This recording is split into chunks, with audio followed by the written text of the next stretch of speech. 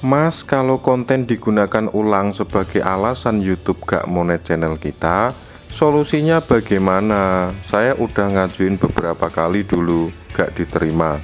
Akhirnya saya hapus konten saya dan jam tayang udah pasti hilang. Nah, saya ganti tema pakai channel yang itu, apa bisa?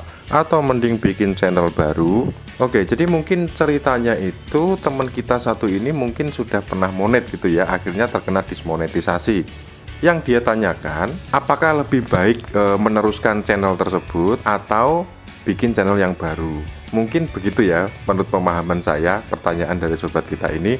Jadi di sini akan saya jawab berdasarkan pengalaman dan juga pengetahuan saya serta pemahaman saya terkait dengan dismonetisasi ini, karena dua channel saya yang sudah besar itu juga kena dismonetisasi, jadi mungkin akan saya jawab berdasarkan pengalaman itu gitu ya. Namun sebelum itu, seperti biasa, kita tonton dulu yang satu ini.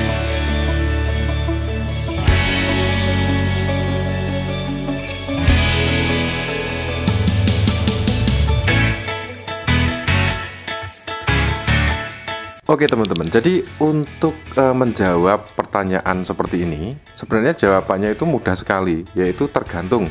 Jika kalian memilih opsi yang pertama, yaitu melanjutkan channel YouTube tersebut, artinya kalian hanya menghapus video kalian yang terkena dismonetisasi itu, dan mengisinya kembali dengan konten yang baru.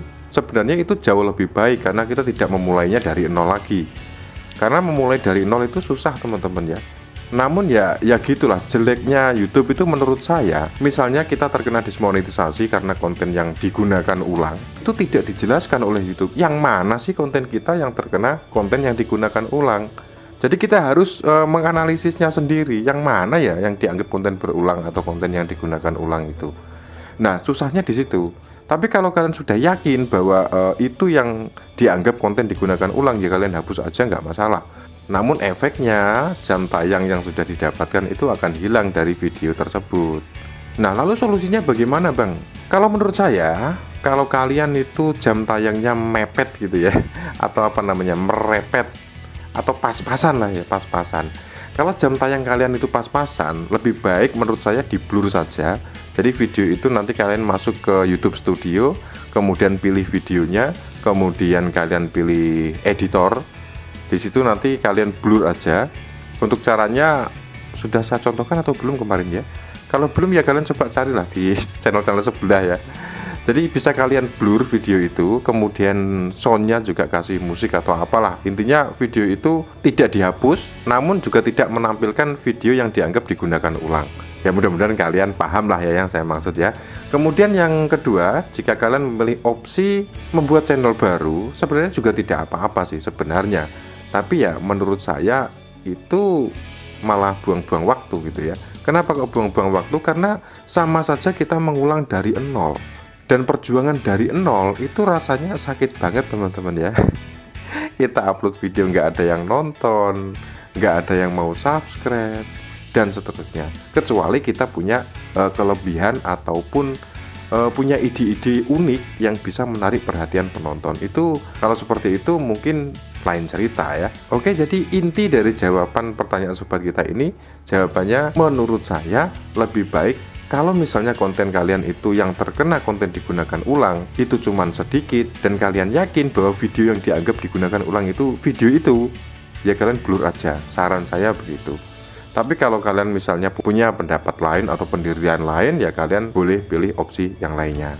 Terima kasih ya, mudah-mudahan menjawab. Kalau tidak menjawab atau mungkin ada yang mau ditanyakan kembali, kalian boleh tuliskan lagi di kolom komentar. Sekali lagi terima kasih buat teman-teman yang sudah support channel ini, yang sudah menyempatkan waktunya untuk berkomentar. Kalaupun saya bisa jawab akan saya jawab. Kalaupun saya tidak punya pengalaman atas itu, ya berarti tidak saya jawab, atau mungkin akan saya arahkan ke referensi yang lain gitu ya. Karena ya tentu saja kalau misalnya saya menjawab sesuatu yang memang belum pernah saya alami, atau belum saya ketahui, atau belum saya atau saya belum punya pengalaman atas itu, ya nantinya jawabannya akan ngaco gitu ya.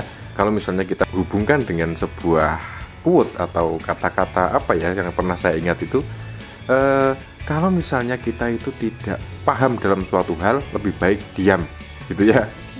Oke, terima kasih sekali lagi. Sampai jumpa di video selanjutnya dan semoga sukses.